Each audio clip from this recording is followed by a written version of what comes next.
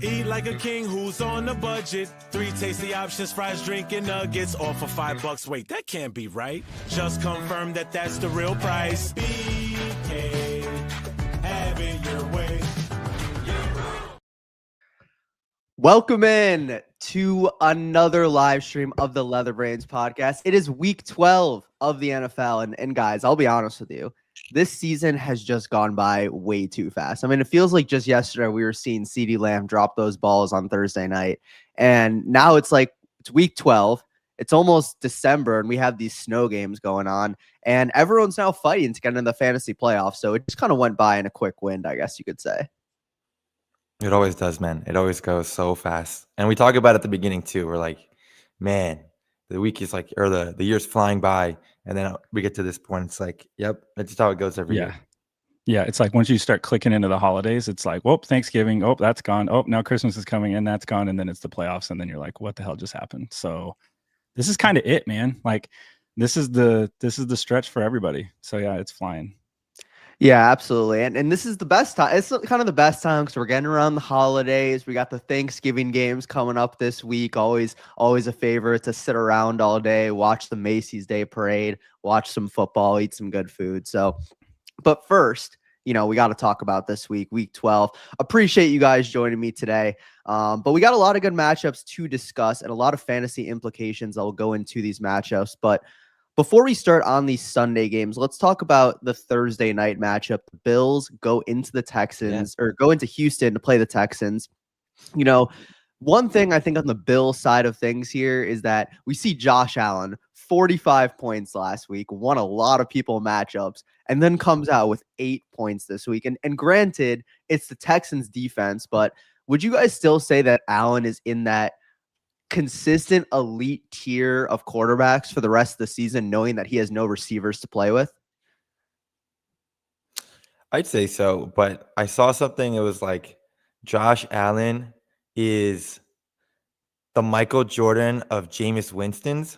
And that really resonated with me because he threw 2 interceptions and he just has the free will on this team to kind of do whatever he wants. And he's going to go down and win a bunch of football games. But also the Bills have now lost 4 games and are 2 games back behind the Patriots. And it's Josh Allen does have some flaws that I think people are starting to see. But I do think that he is the consistent high-end QB1 for the rest of the year because that Texans defense is phenomenal. Better than I thought, honestly. And Josh Allen was sacked the most he ever was in his career on Thursday. And things of that nature. And we saw it 2 weeks ago, Allen is still able to get things done with kind of whoever is catching the ball. So I'm not too concerned about his weapons, but it's definitely something to talk about. I mean, last game was pretty bad. He still did throw for 250 yards, which could have been worse. Yeah, I think his feast or famine is something you're just going to have to live with. I think his rushing upside clearly makes him that QB1 because he's not going to totally Jalen Hurts you with just the 1 yard sneaks. He can definitely dash in the 15, 20 yarders if he needs to. I think this game was it's tough. These Thursday turnarounds when you're on the road are always so difficult to diagnose from a fantasy standpoint as well. Cause you're just I'm not exactly sure what I'm going to get. It's a short week of preparation against that D line. So I think it's kind of hard to put that.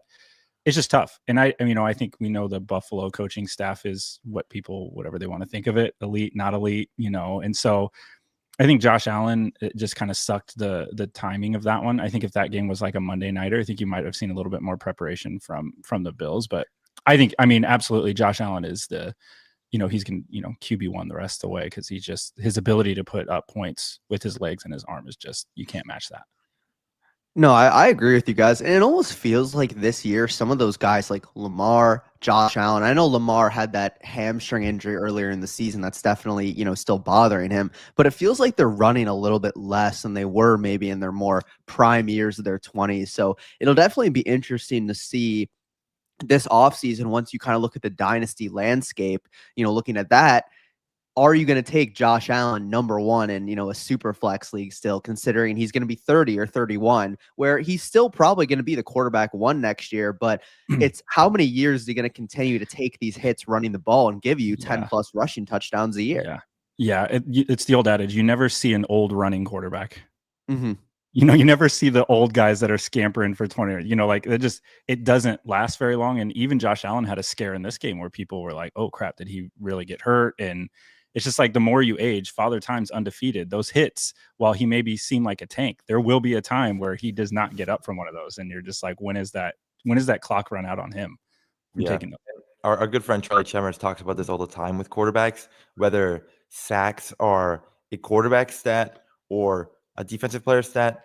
And I'm not really here to make an argument about that. I will say, though, Josh Allen did take a bunch of sacks last game where, as someone who watched a lot of Chicago Bears games, like I felt like Caleb Williams did a lot of this last year where you're like, all right, just throw the ball away, or like you don't need to be the hero and start scrambling around and trying to make that extra play. I mean, that's what Josh Allen does. Like, I'm not here to hate on the MVP of our league because obviously he's really good. But there were definitely some moments in last game where he hasn't been pressured as much as he was, and I really would have liked him to just like get rid of it. Or I think there were some avoidable sacks that Allen needs to be better at too. That I think he's good enough to like adjust to that and watch that in film and like move forward. Definitely. And, I think we can all agree it's, you got your receivers out there. You got Gabe Davis off the street. You got Tyrell Shavers.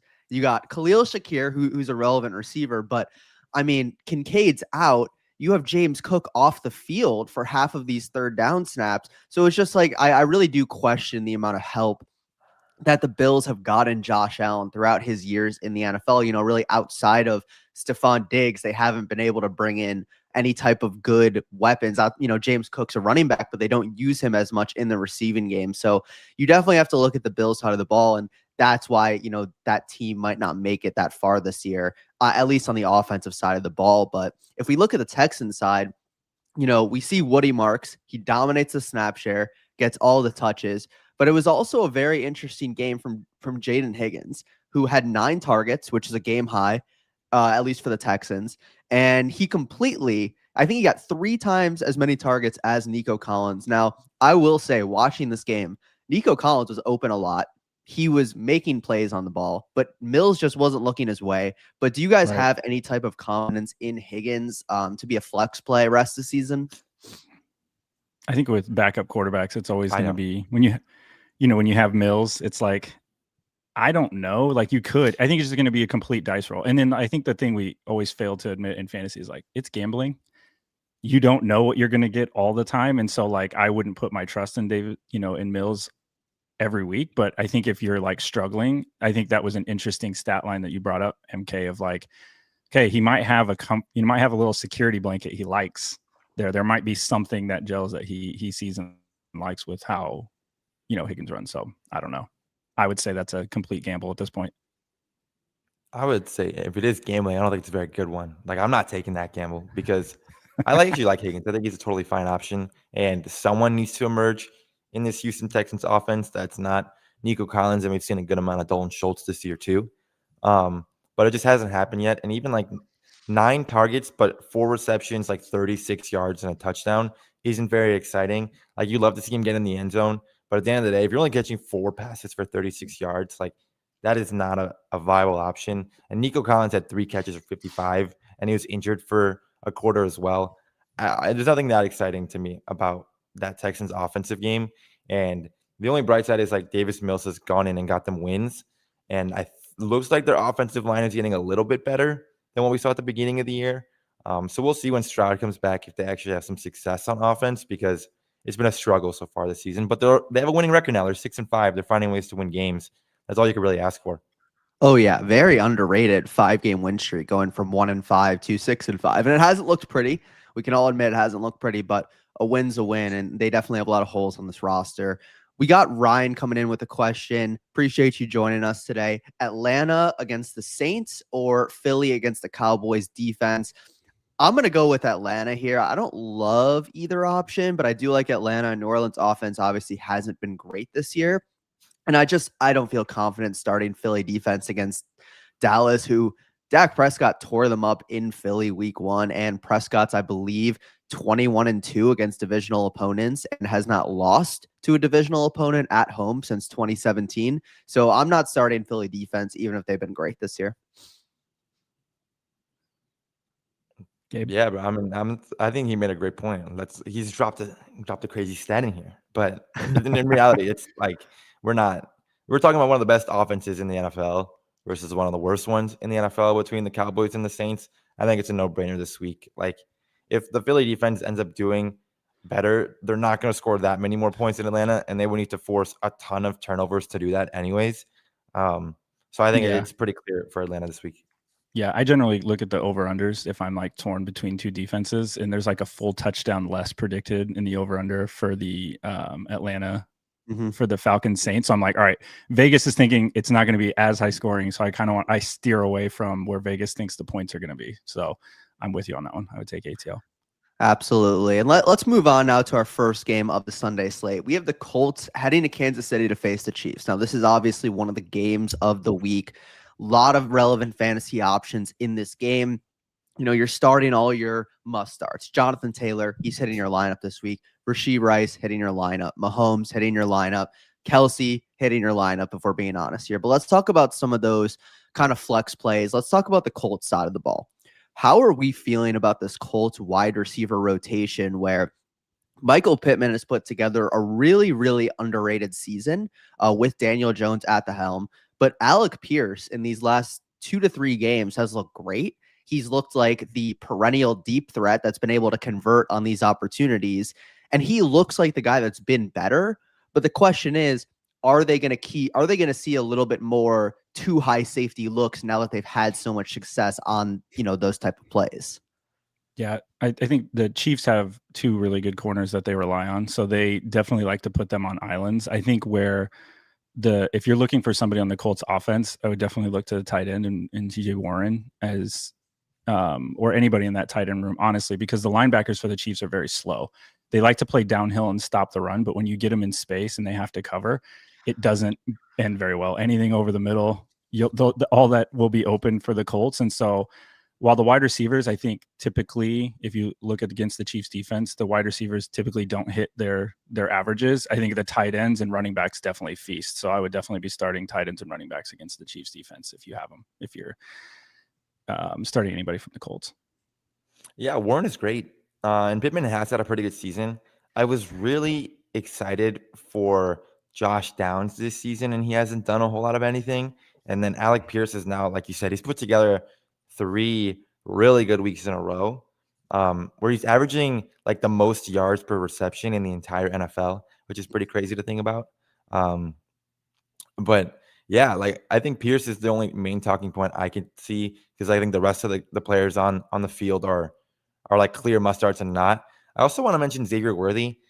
I know that he was obviously going to lose a bit of value when Rice came back, but he's been like pretty much of a non-factor. I don't know if you guys want to talk about Worthy a little bit. I am surprised that Worthy has been as bad as he has been, because I thought that this offense would be good enough to kind of like work them both in. And honestly, I'd say both of them have been a little bit underwhelming. The Chiefs have been kind of like stagnant in the past few weeks. Yeah, I'm gonna actually take this before Alan goes, because you're the Chiefs fan, so you watch majority of these, all these games. But I just to really look at, I think Mahomes this year has just been not as great on the deep balls. I think it was like the second play of the Broncos game, Worthy had at least 5 yards of separation on a deep ball, and Mahomes just overthrew him. And I can't speak on how many times that's happened, whether it's Worthy's fault, whether it's Mahomes, but it just feels like Mahomes hasn't been able to connect on any deep balls this season unless it's to Tyquan Thornton. And so it just feels like this offense is a little bit slow, and that might be the reason for pretty much, I wouldn't say, Rashee's been great, but it's like all of his touches for the most part are manufactured touches. It just doesn't feel like they're able to move the ball right now. This goes back to why they didn't trade for Breece Hall at the deadline, because they don't have a running attack. It is so easy to sit back and just watch all these players run around in front of you. And that's how pretty much the defense play. They play this shell. They play this too high. They try not to get beat over the top. Like sometimes you can get lucky, but those are few and far between. So what it really does is it puts a lid on everything, because they can't run the ball. And I think that's what really is hurting guys like Xavier Worthy and Thornton from like being consistent deep threats. It's like there is no threat of running the ball. Those safeties don't have to come down and play into the box, because they can stop them with their base defense. Like Kareem Hunt isn't breaking anything off. Pacheco's injured. Clyde Edwards-Helaire is activated. That's not scary either. So you're not worried about, like on the other side where you have Jonathan Taylor, where you're like, if he gets to the second level, he's gone. Even if these Chiefs running backs get to the second level, they're not taking anything to the house. So it's easy to stay back, which makes this offense, those explosive plays just aren't there. So it's like they're just missing a key component, very one-dimensional offense. Yeah, for sure. I think obviously, like, again, I haven't watched every second of every Chiefs game this year because they've been a little bit of a boring team. Like, honestly, they just haven't been able to connect on these deep shots. And I saw a stat where Mahomes is, I think, 32nd out of 39 eligible quarterbacks when it comes to deep passing, efficiency, accuracy, whatever it might be. So it's really one of those things where, if the Chiefs can heat up and go on a little bit of a win streak here and make the playoffs, maybe we start to see better games from guys like Worthy and higher ceilings for Rashee Rice. But I think if we don't see that, then yeah, you're going to have to keep these guys on the bench or at least Worthy on the bench for the rest of the season. Let's move on now to our next game. And I don't have much to talk about in this game, but looking at the Seahawks at the Titans, just want to shout out JSN. I mean, we don't really talk about him much because it just seems so automatic at this point, but he's had 75 yards in every single game this season. He's giving you a floor of pretty much 15 points every single week with a ceiling of 30 to 35 points. He is on pace to break the NFL record for receiving yards. And, I think a lot of people in the offseason is really just goes to how productive Sam Darnold can be and how he can make a receiver so great if they are just on the same page and fundamentally sound. I mean, we saw what Jefferson was able to do last year with Sam Darnold, and everyone kind of expected that Darnold was kind of a product of Jefferson, right? But maybe I guess Jefferson's kind of a product of Darnold. Jefferson's got to be pissed right now watching JSN go off. He's got to be sitting there like, damn it, we should have kept that. At least he was throwing me the ball. But yeah, I agree with you. Yeah, no, I was just going to say, like, put some appreciation on JSN. I mean, I put him right now as my number one, maybe number two dynasty receiver. I mean, it's just so hard so hard to put him lower with how good he's looking this year. I have him on a dynasty, and the amount of trades I was getting, and my team sucks right now. My team is basically everybody's on IR, but I have some decent prospects, and JSN being one of them. Everybody was trying to trade for him. Like, I'm not giving away the golden goose right now, especially when I'm in rebuild mode as a team. But yeah, I agree. JSN just looks, when he was drafted to the Seahawks, I think everybody was scratching their head like, okay, where's his target share going to be when they had like Lockett and DK. I can't think of his name right now. DK. Yeah, when they had him, they're like, okay, where is he going to be? But you knew that, like, okay, he has the talent, and it's like now you're seeing it. And of course, Darnold, it's from a Darnold perspective, it's definitely he needs a number one or somebody with that skill set to flourish. He's not going to elevate somebody that isn't very good, but if he has somebody that's very good, he very obviously can get him the ball. So it's interesting. I like what the Seahawks are doing this year. Me too. I always love hindsight, like looking back at these things when you're like, okay, JSN basically took DK out of Seattle because he was so good last year. And he was doing that with, was it, why am I blanking? Was it Geno Smith? Like, yeah. Geno Smith, who this year Geno Smith is god awful. And shout out Geno Smith, but he's just terrible. And then you're like, okay, you look at that and you're like, yeah, JSN had to have been really good this year, right? Like, that's really obvious. But in the offseason, it wasn't obvious at all. It was like, okay, Sam Darnold actually that good. Like, it's just funny looking back on things like this because I think playing fantasy, a lot of us have like all these advanced stats and these things that make you like rethink who you're drafting and these guys who have to be good and these guys who have to be bad. And you look at hindsight, and it's like, I was just so off. Like, I thought JSN was gonna be totally average and was like totally a fine pick at his ADP, and he's just the best receiver in the league. I'm like, okay, well, I guess I was wrong there. Like, he's just the best. So it's funny looking at guys like that because he's clearly like not slowing down. Yeah, and he's phenomenal. He's averaging like 100 yards a game at this point. Yeah, I think for me, it was like, last year, Geno Smith was, he threw one of the highest percentages to the slot in his career. And then JSN, we were getting told that he was going to be moving to the outside. And I wasn't sure if he was going to be able to win as consistently as he is on the outside. And obviously I was wrong. And that's where it's really showing, is that he's able to win at all levels of the field. He has the IQ to get open, whether it's in zone or, have the ability to get open in man. And he's just so consistent. His hands are great that, you really just got to tip your cap. But before we continue with this game, we got a question that just came in. What's up, boys? Need 2 for this week for PPR. Got Loveland, Fannin, Strange, DK, Dorsch, Tez, Burden, Slayton, Hollywood, and Algier. Well, I'll be honest with you, my guy. This is not a great slate of options here. I think when we're looking at this, I think there's a couple guys that definitely lead towards the top. I think Darius Slayton's an interesting option for me with Jameis Winston at the helm. You can hope that he catches a deep ball this week or maybe multiple deep balls. I do also like Harold Fannin now that Shedeur Sanders is starting, and that you can maybe assume that also with them playing the Raiders, the defense is going to get them a lot of opportunities. So I think I would go with those 2 guys this week, but I'd say Luther Burden would also be an interesting option now that his snap share has gone up in these past few weeks. That's good. I was actually going to walk through the same 3 players. So I guess, K-Dog, you can kind of go down a little bit because there are a lot of options on the screen, where I was also going to talk about Fannin, Slayton, and Burden. But I was leaning a little bit more towards Fannin and Burden just because I like the Bears offense a little bit better than I like the Giants offense with Jameis. And I think Caleb and Burden are starting to build some rapport, which I like. I think he has a better chance of catching a deep ball than Slayton does. Yeah. Even against Steelers defense. So I'll take those. Yeah, two I agree guys, with you, Fannin MK. and Burden.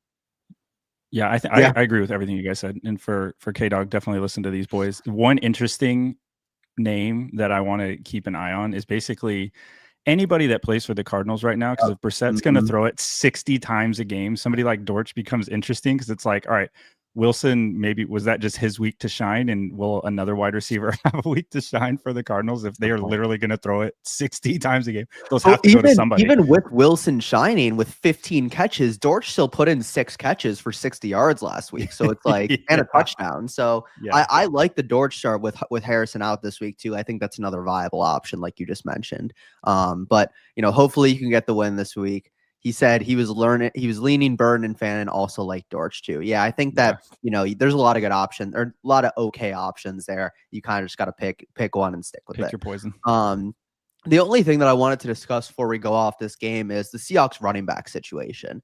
Kenneth Walker, very disappointing in a lot of ways this year because the Seahawks have been great, but then Charbonnet comes in, steals all the goal line touches. But last week, we saw Kenneth Walker get a carry inside the 5-yard line. He scored a touchdown against the top defense. He had 16 carries. And Mike McDonald in a press conference was like, we might have to start getting him some more touches. And now they play this Titans team where likely the Seahawks are going to be in a blowout in their favor. And I think that Kenneth Walker could be a really strong start this week. And this could be somewhat of like a breakout game where he puts up 20 to 25 points with 100 yards, a touchdown, and maybe 2 to 3 catches for 20 yards. I don't know if you guys see that too, but I think that this could be a good week for him to kind of break out. Yeah, I like Kenneth Walker. I think I'm looking at this game. I'm like, do you start anybody on the Titans right now? Are we even going to talk about anybody on the Titans? Is there anybody even remotely worth playing at all? Maybe Tyjae Spears. Like if you, I agree. Yeah, if you own anybody for the Titans right now starting, you're probably not in the playoffs is my assumption. Yeah, you have to be really desperate and have a lot of guys out. And there's even guys that you could have looked at on the waivers, especially with the injuries, guys like Devin Singletary, Sean Tucker, Kenneth Gainwell, like some of the Emmanuel Wilson, some of those guys that you would consider starting over Tyjae Spears anyways. I'd be really surprised you wouldn't get any of them on the waivers. But I do want to circle back because this Walker and Charbonnet thing has been so annoying for fantasy managers. And it was like, I think many people kind of knew that there was going to be some problems, but it's just been like exponentially worse than managers could have imagined because it's like there are X amount of games in a row where one guy will get the goal line touches and that was Charbonnet, but then he hasn't been efficient on the ground at all. And then Walker will show some efficiency on the ground, but he won't score touchdowns. So that like they're both not playable, which was very concerning for fantasy managers. I like where your head's at, MK. Like Walker had a great game against a good Rams defense last week. He's really good outside the tackles, and they have more design plays for him, getting, instead of north to south, kind of east to west and moving down the field, which is what his skill set really is good for. And, the Titans aren't great. So definitely look for Walker to have a good game because he's a guy that realistically, if in a redraft is tough, I mean, you can trade for him too. My head's more in a dynasty where it's like he's kind of a guy who has a ton of upside where I believe in his talent. If he actually could start carving this role and pushing Charbonnet out like we've seen in previous years, he could be someone that could gain value pretty fast. And I think it's definitely something to note how many touches he's getting this game, especially if he has and last thing I'll say, because I'm rambling a little bit, but it's important, especially if he has like a bad game where he doesn't score a bunch of fantasy points, but he gets enough touches to like, let's say he has 16 carries, but he only goes for like 60 yards and doesn't get in the end zone. But you're seeing some efficient runs and he's getting those goal line touches. He could be a guy that you can really trade for where other people think, oh, he's not that good. And in reality, he's like, okay, he's getting more opportunity than he was before. Like he will be better with those carries. Yeah, for sure. And I think, to kind of piggyback off what you were saying, just to finish it off, like, I think the thing at the goal line is that Kenneth Walker, while he's great, he does run very east and west, and he can get those negative gains, whereas Charbonnet is north and south. So if you're at the 2-yard line, you don't want a guy who's going to give you a negative 3-yard gain potentially. Just get the guy who's going to give you maybe 1 yard, but you can give it to him again. We got a couple questions coming in from the Instagram side here. Pick one to not start in PPR 6-point touchdown of Rashee Rice, Abuka, Pickens, and Diggs. This is really tough. So we got to pick one not to start. Yeah, one guy to not start between Rashee Rice, Abuka, Pickens, and Diggs.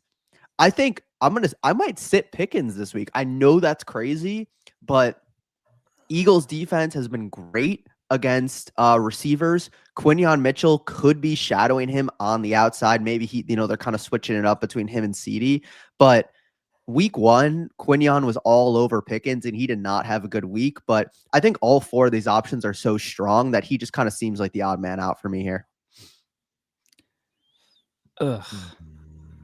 Yeah, I would definitely go Rashee because Andy Reid's shown that he likes to put him in at running back randomly, which makes no sense, but he can get you those rushing touchdowns now. So that's always something you got to play with.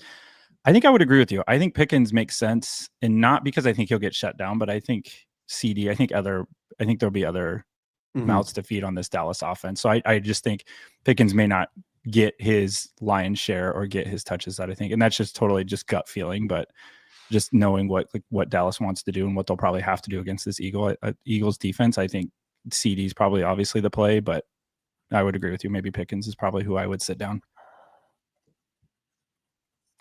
Gabe, in terms of like name value, my first thought was like Diggs, no question. Yeah, can you guys hear me? Yeah, we can hear you. I was saying name value wise, it's definitely like, okay, Diggs obviously, but he plays the Bengals, so it's like, can you really bench anyone playing the Bengals? Like, probably not.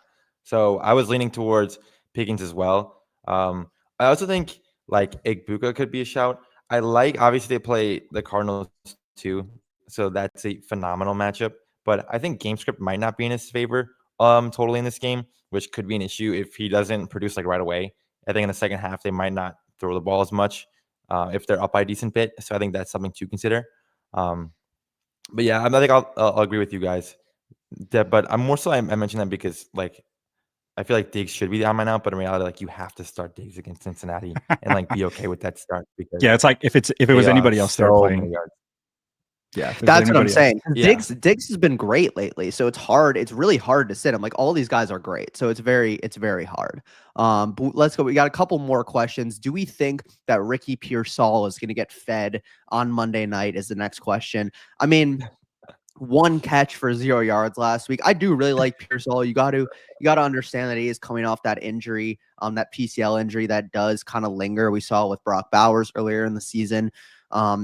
I wouldn't say he's going to get fed. Unfortunately, he just is kind of low on the pecking order when you have Christian McCaffrey and you have George Kittle both healthy, and even Jawan Jennings, who has put together a couple really good games. So I could, if Pearsall went out and put up 6 catches for 70 yards and a touchdown, I wouldn't be surprised at all. But if he also put up 3 catches for 25 yards, that wouldn't shock me either. So I would keep him on the bench for now, to be honest with you. Yeah. I think this is the gambling portion. If your life depends on it, I would not start Pearsall and think he's going to get that stat line. He could, but it's like the 10% chance, I feel like, that he would pull that off. Yeah. Plus, I mean, you asked like, is Pearsall gonna go off? Like the way that question's worded, I'm like, no. Like I just don't think so. And I like Pearsall too. I really believe in his talent. He's someone I drafted a lot in my redraft leagues, but the injury has just kind of ruined his season. And there's something quick we need to talk about. Like I think I worked as a journalist for a while when I was in college, and if I was like a sports journalist in San Francisco, I would do everything in my power to investigate their health and fitness coaches and anything along those lines, because this team is just always so injured. And it's incredible to me how long it takes for them to come back. And we talk about Brandon Ayuk and them like voiding some of the guaranteed money in his contract and him not being back from the ACL, and their entire team. Like Kittle was out for 5 weeks and Jennings is injured and Purdy's been out for half the season and so on and so forth. It's very weird how injured this team is and how long it takes their guys to come back versus other teams and other players with the same injuries, and they come back 2 weeks sooner. Yeah, I think the other thing too is like as NFL fans, we're kind of robbed because like could you imagine the Eagles with their roster and the 49ers with their roster at like full strength, both sides playing for an NFC championship? You're like, holy God, it's like just like, you get to move players however you want on Madden, and you put all the best players on those two teams and just have them go at it. And you're definitely missing that. I agree with you. Also, like things that happen to that team that have nothing to do with the field or injuries, like Pearsall getting shot. Like how many things can happen to this team before you're just like, are we cursed? That's a great point, Yeah, honestly. Like, so it's so many brutal, problems. man. And they lost Bosa and Fred Warner too. This like it's just it never stops for them. But we have a couple questions coming in from Instagram. Again, quick popcorn here. We got Tet or Ibuka this week. I am gonna go with Tet. Actually, I'm gonna go with Ibuka. I'm gonna go with Ibuka just because I don't know if how well the Panthers are gonna be able to move the ball. I know Tet had a really good game last week, but also in a lot of games here, he hasn't been as great, and Bryce Young in his career has known to tear up the Falcons. So I'm going to go with Ibuka this week, who I think has a bounce back and a must win for the Bucs. I do like the must win. I'm leaning towards Tet though. I think his floor is just as safe, but I do like his upside in a game where the San Francisco secondary has low-key been pretty bad this season. Mm-hmm. They've been a solid fantasy matchup for opposing wide receivers, especially to outside wide receivers. So I do like the matchup a lot for Tet, and I think hopefully they build on some momentum for what he had last week. This is not based on anything tangible, but Scotty on the Monday show, we have this working theory where he thinks that if Bryce Young is in the spotlight, he folds. So if he's like not expected to do anything, he'll go off. And I feel like this is a game where now he's like expected to do something against this 49er team. So testing that theory, if that theory is actually true, I would not go with Tet because Bryce will probably fold. I think we can all agree. Both options here are pretty strong. You can't really go wrong with either. But we have another one coming in: Pearsall against the Panthers or Worthy against the Colts. I'm going to go with Worthy here. I think there's a better chance that he sees a little bit of like a higher target share in the pecking order, and maybe they finally connect on that deep ball in a must-win game for the Chiefs. Yeah, same. They got to do something to get him the ball. Andy Reid and Matt Nagy are completely out coaching themselves when they figure out how to use these weapons. And at some point, it's going to teeter in the way you hope to like some of these weapons actually touch the ball. I would agree. Mm-hmm. I agree. And I think Worthy and Pearsall have a similar floor. I'm going to argue Worthy's ceiling's probably a little bit higher. So with that, I think it's got to be Worthy this week. 100%. And let's move on now to our next game of Sunday. We got the Vikings heading to Green Bay to play the Packers. The main question here is, on the Packers side, I don't even think there's really much to talk about. I mean, Tucker Kraft's out for the year. Josh Jacobs is out this week. You're probably not starting many guys on that side.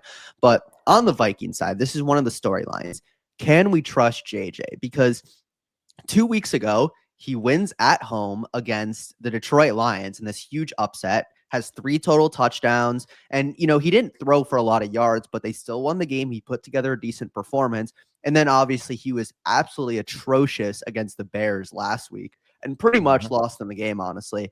So can we trust JJ in this game? And as crazy as this sounds, but would you consider benching Jefferson this week? Like, let's say you had a solid. After you guys talk a little bit about this, I'm gonna think of some options for you of Jefferson or this guy, because I would consider benching him with how low the passing volume is in this offense.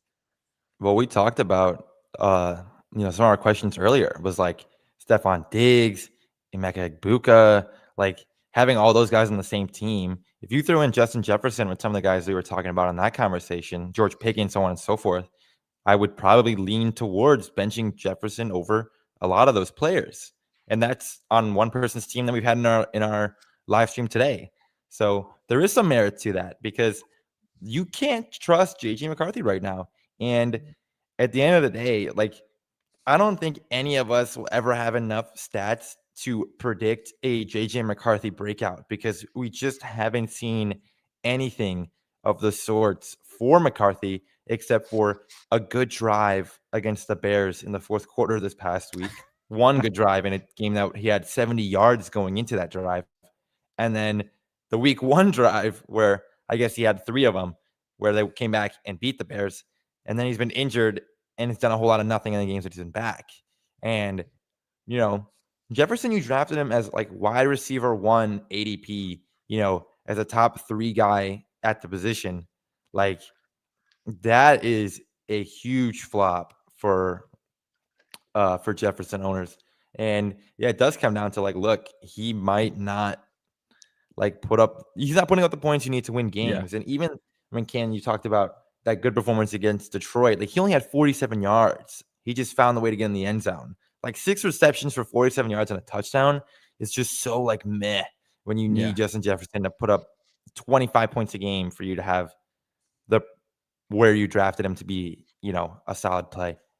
Yeah, it seems almost sacrilegious to like not start Justin Jefferson just based off name and talent. You're like, oh my God, we have to. But I think this goes all the way back to college, even for JJ's. Like he was always the complementary piece to that offense. And I feel like that's kind of his sweet spot. Like I don't want to be the focal point. I just kind of want to do my thing. And I don't know if he has it in him to like control an offense and throw it a ton and lead a team. And I just don't think that's in his wheelhouse. And I think this Vikings experiment is going to teeter on where now you have to try to keep Justin Jefferson happy. Because at what point is he like, is this my future here in Minnesota?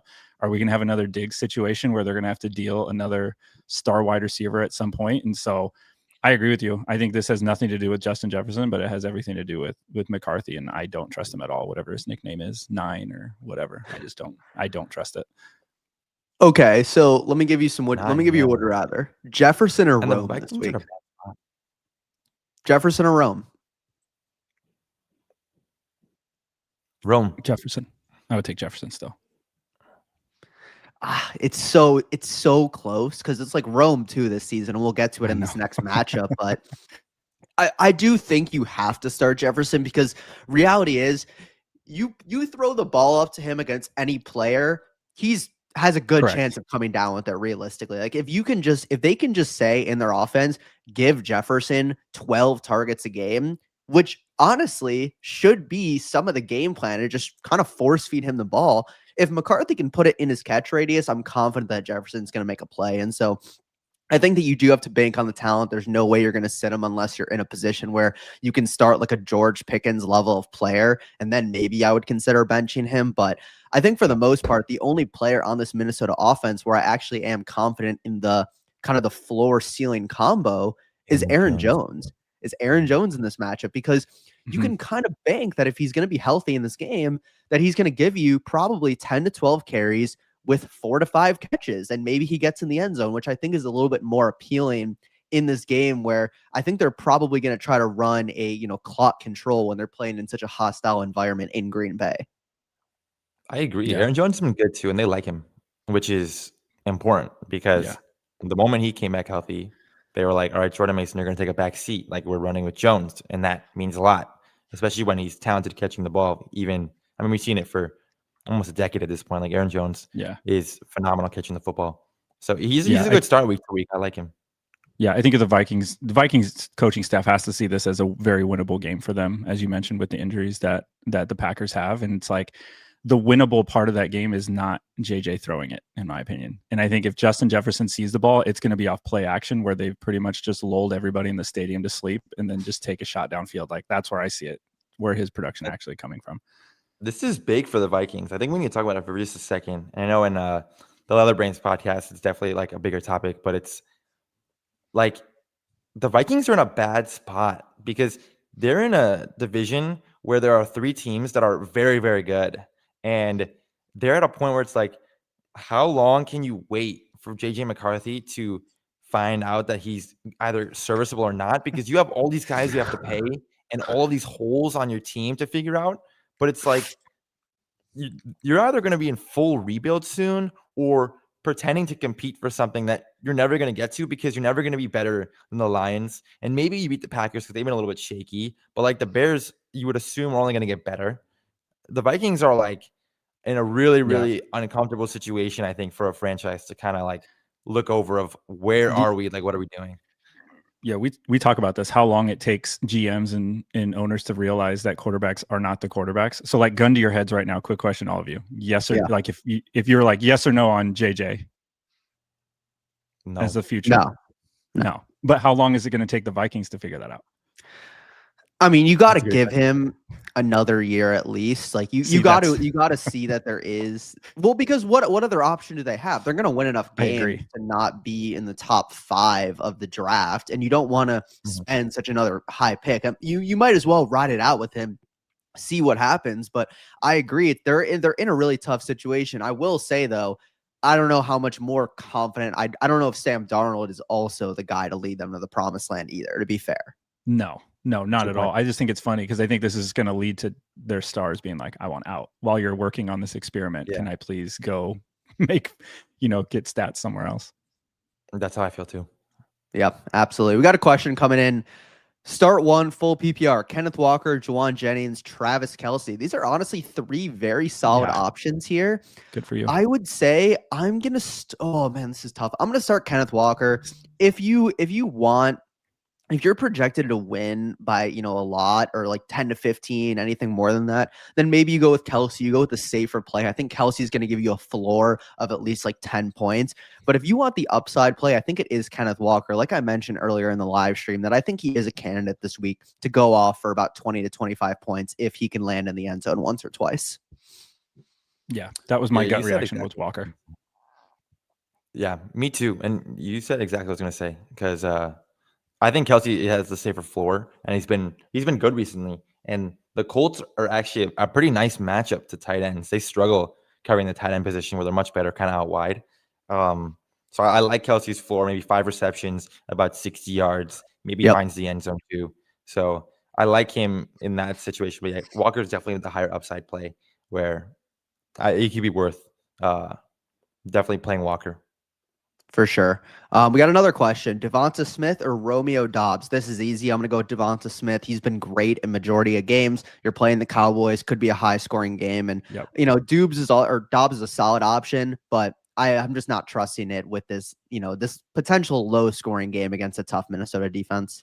Yeah, you don't know how healthy Love is. Not, he's looked kind of lost the last few weeks anyways, and I just want a piece of that scoring. That's probably going to be that game of Eagles Dallas. I agree. And rule of thumb, I think for all of you out there for fantasy, it's like, don't go away from your star players just because they had one bad week. Like it's nice to look at matchups and see kind of who's doing what, but like you got to ignore Devonta Smith having 1.8 points against the Detroit Lions and understand like he put up 3 good games in a row before that and has a solid role in this offense. Like you need to trust that moving forward and understand like those bad games may happen once in a while, but he's clearly the better option versus a guy like Romeo Doubs.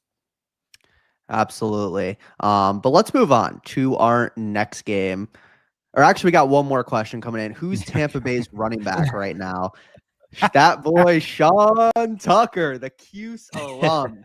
Get him in those lineups this week. Honestly, I mean, it's a little bit risky, but if you're in need for a flex this week, I think he's going to see at least 10 to 15 carries and probably 1 to 2 receptions. Yeah, 100% agree. I fired up Tucker in as many leagues as I could. I like Tucker as well, but when Bucky Irving's back, they're talking about putting Irving on a snap share anyways, which is nice to have Tucker playing right away. But I mean, eventually when Irving is back and fully healthy, like I just temper expectations on Sean Tucker. He's not going to be putting up 140-yard, 3 touchdown games every single week.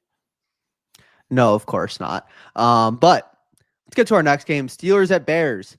Can we expect any type of Luther Burden breakout rest of the season. I mean, obviously I wrote this because this is how I do feel about Luther Burden. Back in the preseason, he was my number one receiver that I scouted. I had him ranked as the number one talent in this class. I think that when you look back to what he was able to do as a sophomore in college, he was absolutely incredible. When you talk about his route running, his after the catch ability, his consistency, and all of his advanced analytics are saying that he is going to be a great receiver in this league. And we saw last week he had a season high 63% of routes.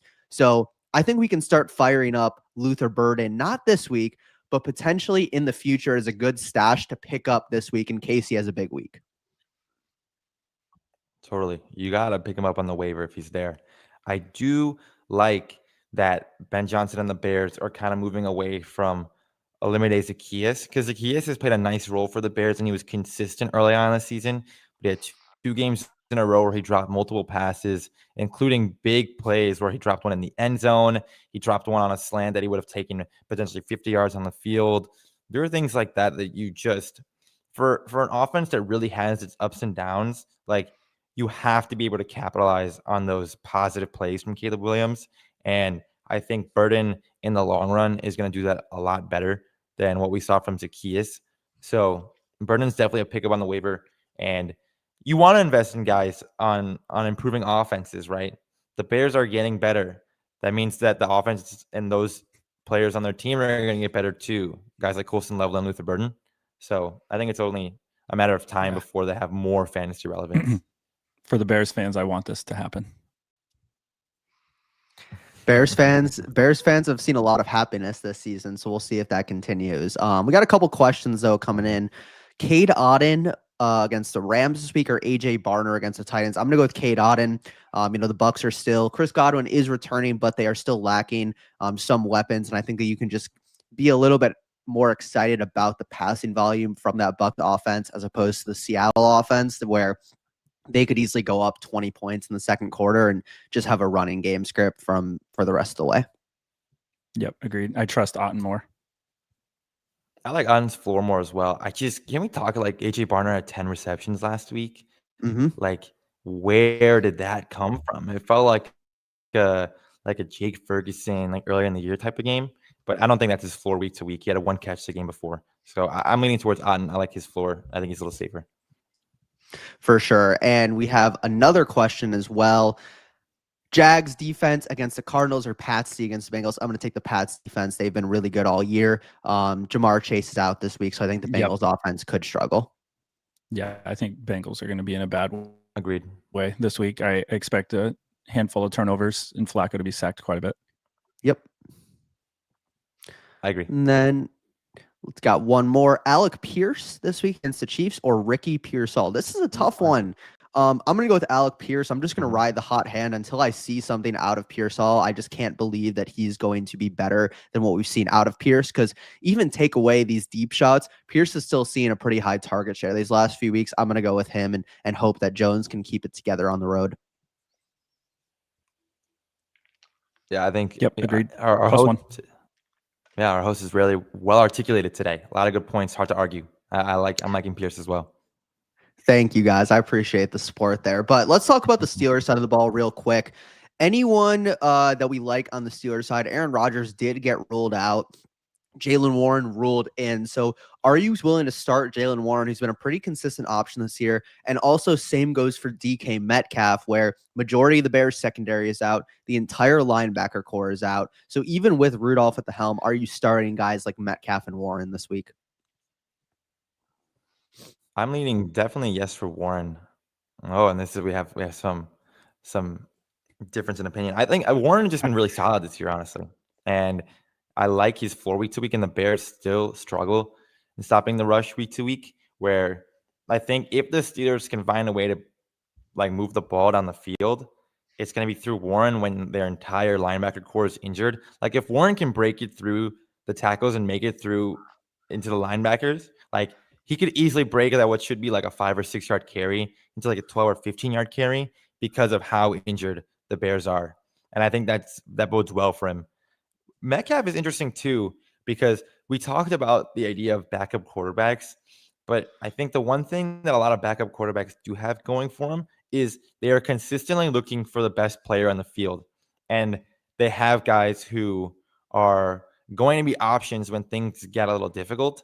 And I think DK Metcalf might, and we don't know for sure, obviously, but DK Metcalf might be that for Mason Rudolph, where if the play breaks down and Rudolph just has to fire it somewhere, I think chances are he's looking at Metcalf, and that could bode well for him. So if you're in like need more of a desperate start, I think Metcalf can be a guy that could have some good upside in this game. Yeah, I think the pretzel that is this game is that the Chicago rush defense, it can be leaky, but are they going to stack the box because they don't believe in Mason Rudolph? And it's like, which one of those is going to win out? I would just stay away from the Steelers. I just don't know. Like, this offense struggled at times, even with Rodgers and Rudolph not getting the one snaps as much all year. Like, I don't even know what this is going to look like. And I imagine they're going to be very one-dimensional and try to run Warren, and they're going to stack the box, which makes it, he's just going to run. I imagine him running into a wall all game. That's how I see this playing out. I think you got to bench Warren. I love Warren this year, but I think you got to put him on the bench because I think Chicago is going to really key in on that rushing attack. And he's coming off an injury last week. I think we could see a lot of Kenneth Gainwell, especially on the third downs. And if the Bears are able to get out to a lead, then I think we could see all Kenneth Gainwell at that point. Yeah. And DK has been really disappointing this year. I know he's put together a lot of good games early on in the season, but he's really been a player that you aren't getting more than 4 to 5 catches from him every single game. He hasn't had that many deep balls, and he's pretty much touchdown or bust. And the fact that Rudolph is starting this game, it makes me even less confident in him. So I think I would be benching every single Steelers player unless you are that desperate. The only one I would maybe start is DK just for the name value there. Yep. All right, but let's move on to our next game. We got about 20 minutes until kickoff here and a few games left to cover. Jaguars at the Arizona Cardinals. Now, we talked a little about the Cardinals, with Jacoby Brissett at the helm and how bad their team has been. I think we can kind of lock in, you're starting Michael Wilson, you're starting Trey McBride, you're maybe even starting Greg Dortch. But on the Jaguar side of the ball, they've been a very up and down team this year, but they really relied on that rushing attack. Brian Thomas Jr. is going to be out again this week, and Travis Etienne is going to be in. However, Bashal Turin has looked a lot better these last few weeks, and that's not to say that Etienne also hasn't looked good, but he's nursing an injury, and could we potentially see a Turin breakout in this game where he gets in the end zone and has like 80-plus yards rushing? I don't know. I'm just like, it's so hard for me to watch this Jaguars offense week to week and have any sort of like merit for how they're going to do. And that's like a really hard thing to do as like an analyst, being like, yeah, their running attack's been so good, but Etienne gets 15 carries this game and then 16 carries the next game, which he's been doing all season. And then Bashal Turin last week had 15 carries for 74 yards and a touchdown. And you're like, okay, that's pretty solid. So again, I'm rambling because almost like I'm trying to like figure out what I even think, because it's like, I don't know, but in reality, I think Turin is talented, and I think the Jaguars can see that too, where I wouldn't be surprised if this is really like a 1A, 1B situation where Etienne and Turin split pretty evenly, where they each get about 12 carries apiece. But I don't see like a Turin breakout where he gets more than 60 to like maybe, you're talking about 80 yards and a touchdown. I guess it's a pretty good game, but I don't see it where he's not going to have a 2-touchdown, like 100-yard plus performance. I don't think anytime soon. Yeah. No, I saw Go this ahead, like I was just going to say, I saw it like as a volume play. I think part of the problem is going to be Trevor Lawrence's ability to stretch the defense. And I think the more the defenses see that he's a talent and see that's where they're going to want to lean, then they're going to try to take that away as quickly as they can. So I think a lot of this falls on, can Trevor Lawrence actually stretch the defense and move the ball with the lack of weapons he's currently experiencing? And I think that'll be a tough one to sell. For sure. We got a couple questions coming in. We got Rome or Olave. I'm going to go with Olave. It's way too hard to bench him with how consistent he's been. He has a great floor and a great ceiling. And, he's really the only option on this offense that's, been good this season. And I think in a game where you're playing in a dome, it's going to be good. Obviously, weather's not going to be a factor. Atlanta let up a ton of yards to Ted McMillan last week. I think it's easily Olave on this one. Yep. +1. Olave's top 3 in targets per game in the NFL, and you can't bench a guy who's going to get 10 targets in this game. I mean, there's just too much volume for you to really be like, man, like it cancels out all the issues that the Saints offense have when you throw him the football 10 times. Like, he's just bound to make plays, and I think you can live with him being a little bit worse if he has 11 targets and catches 3 of them. Like, that's still the right start, in my opinion.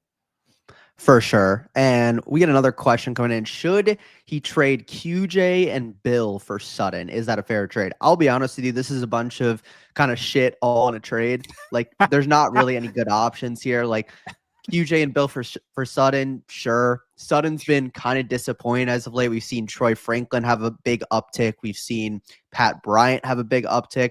I guess Bill's not really worth anything, so I would rather have the Sutton side because I think he is a little bit better than QJ, but I don't think that this is any type of game-breaking trade that's going to change anything in your season. Yeah, agreed. That's hilarious. Yeah, just I guess go nuts. Like, sure, it doesn't move the needle though. That's the problem. Like, if you're trying to actually win games and make a push for whatever you're playing for, like, this isn't going to do it for you. So maybe, like, I just rethink making that trade altogether because it's not helping you. It's just, I don't know. You don't really want to make this type of trades where it's not helping or hurting you. I'd rather you make a shit trade and learn from that, or a really good trade and it blows up and you do really well, than what we're doing right now where it's like you're not moving at all. For sure. And another question, Josh Downs against the Chiefs or Burden against the Steelers? This is actually, funny enough, in the Leather Brains Creator League, Charlie and I actually had this dilemma of who we're going to start between Downs and Burden. And we're going with Luther Burden, just hoping that he can land that big play in the end zone. We talked about Downs earlier. Downs is actually a good player, but because of the fact that they drafted Tyler Warren's kind of sweeping up all those targets over the middle of the field. And so I think that I just like the upside of Burden this week and the talent overall. Correct. I think the Chiefs are going to let the tight ends run free versus the wide receivers. I like Burden.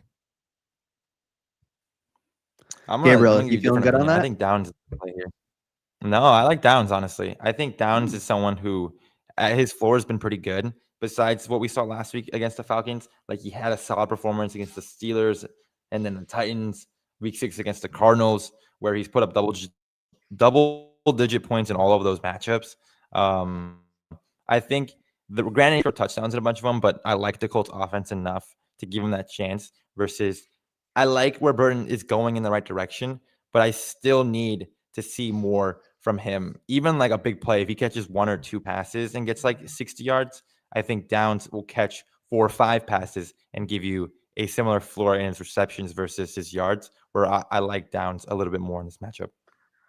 Yeah, the only thing I worry about is it's like, how is Jones going to perform in Kansas City? I mean, this is an on-the-road game. We saw what happened when he played the Steelers and he threw like 5 picks. So I do have a little bit of concern where if the Chiefs are able to shut down the rushing attack from the Colts, is Jones going to be able to go out there and, complete a bunch of passes? And that's where I worry a little bit more about Downs, as opposed to, I do think that the Bears are going to have a lot of opportunities today and there's going to be a lot more potential for big plays. But I see what you're saying with the floor of Josh Downs and, having that kind of stable 4 to 5 catches as opposed to Burden kind of relying on that big play. Let's move on to our next game. Falcons visiting the Saints. It doesn't seem like a great game when you look at the records, but a lot of fantasy implication. We talked about Chris Olave already, but let's talk about the Falcons side of the ball. Michael Penix out for the year. Very disappointing campaign.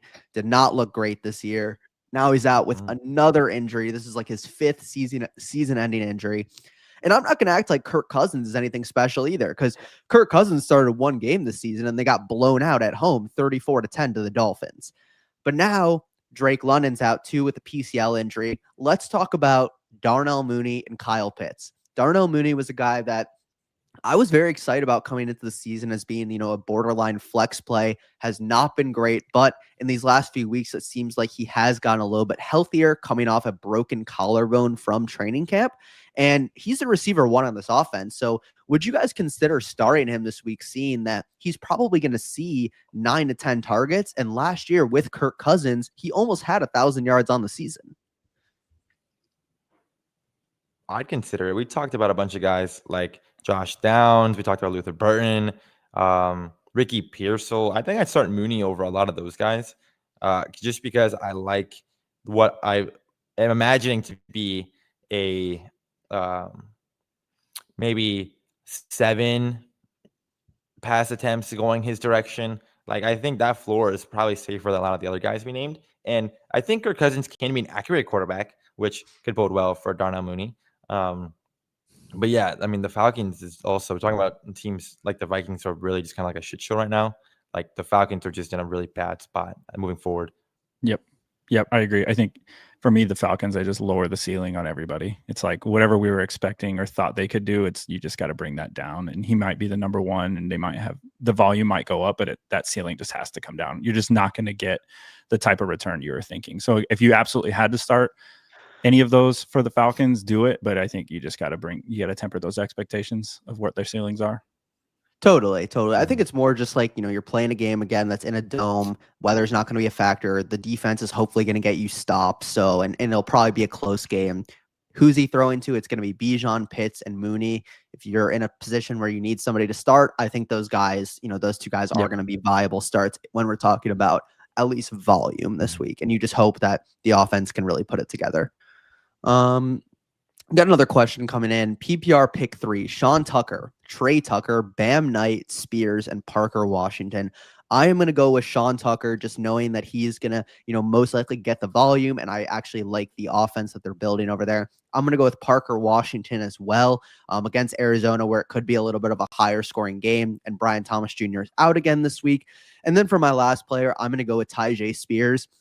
Just hoping that, he can land 4 to 5 receptions if they're coming back against Seattle. And maybe he gives you, a lucky touchdown if Seattle's playing far back on these, the third and fourth quarter. Yeah, I was going to Sean Tucker for me and Spears for me. The other one, I'll kind of defer to you guys. Those are the only two I'm like confident in. The last one, I don't know. I like the Washington pull as well. I think he's starting to build a bit of a role in Miami, where they're looking towards him more. And he's had 2 good games, or at least 2 like viable games in a row, where I'd start him over guys like Knight or Tucker. I believe in Parker Washington just a little bit more. But you're going to have a rough week, my friend. We're starting 3 of these guys. We're going to have a tough time winning games.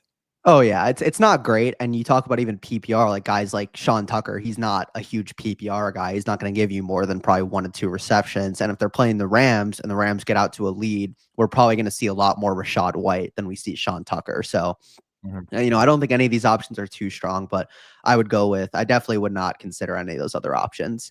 But let's move on to our Sunday night game. Bucks or Rams. Chris Godwin's back. He was he was not playing any games due to a fibula injury, but he is back this week. Still coming off that injury from last season where he dislocated his ankle. So now we have this Bucks receiver room of Emeka Egbuka, Chris Godwin, Tez Johnson. It's going to be potentially a high-scoring game against the Rams. They're most likely going to be playing from behind. We're going to start Egbuka, but would you consider putting in Godwin or Tez Johnson in your lineups this week at the flex? Gabe with the thumbs down. Johnson more than Godwin. Yeah, dude, the thumbs down. Like, I think, Chris Godwin, even when the 2 games that he did play, was just god-awful. And they threw it to him 10 times, and he caught like 2 passes in both of those games.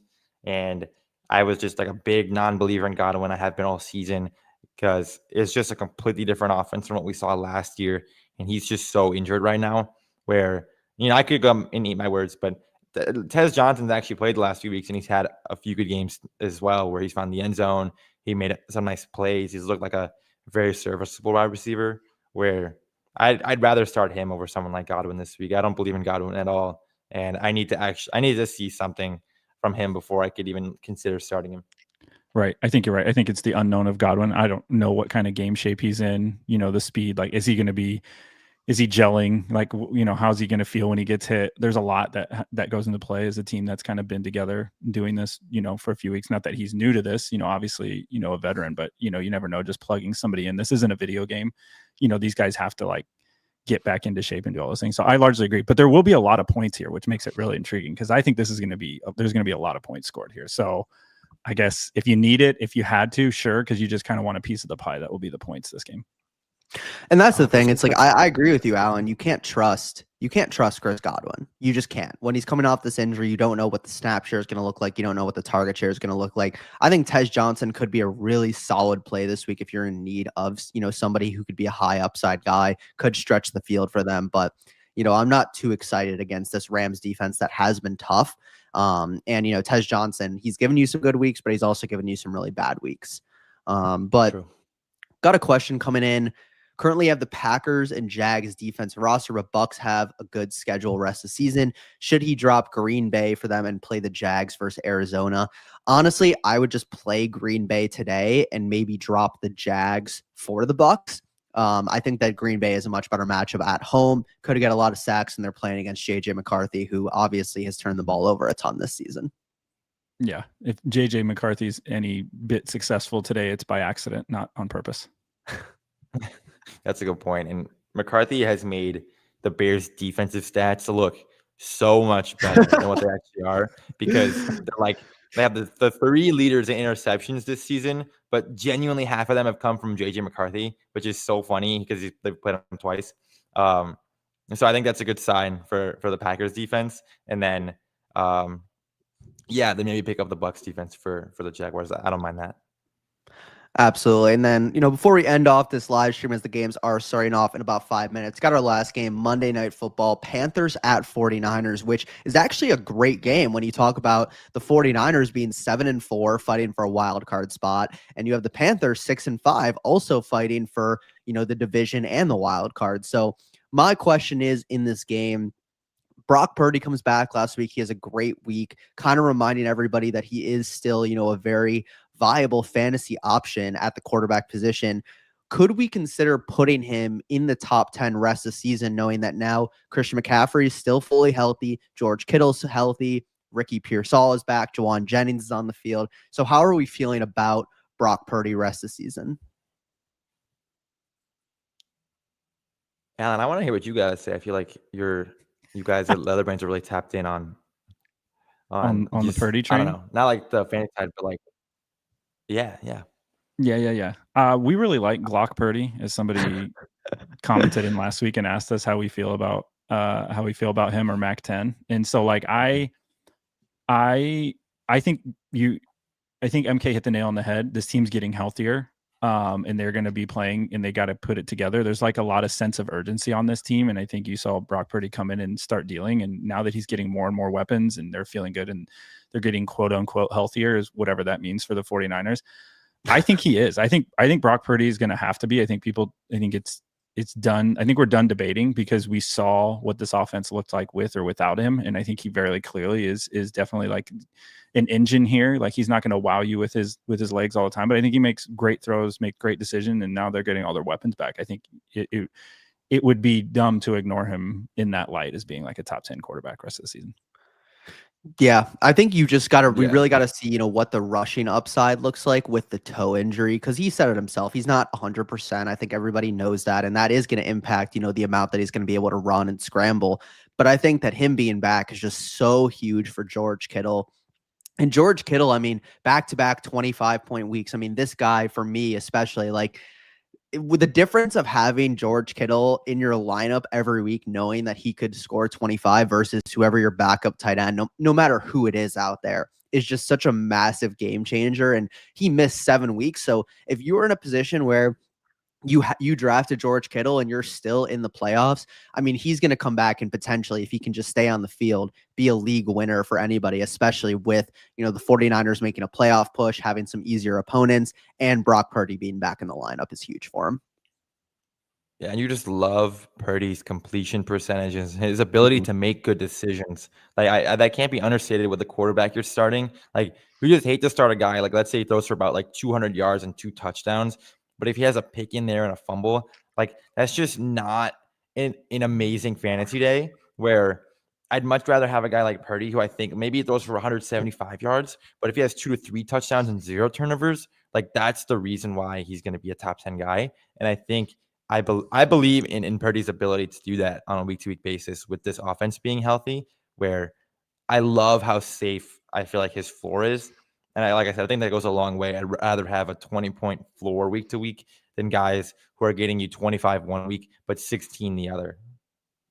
Absolutely. And that's going to cap off this live stream.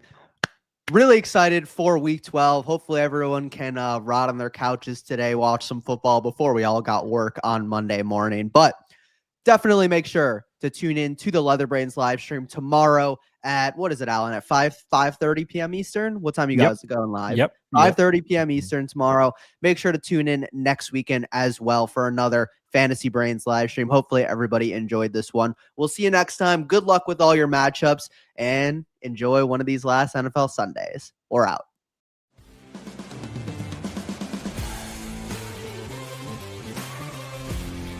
If you enjoyed this episode, make sure you tune into our new releases every week on your favorite podcast app.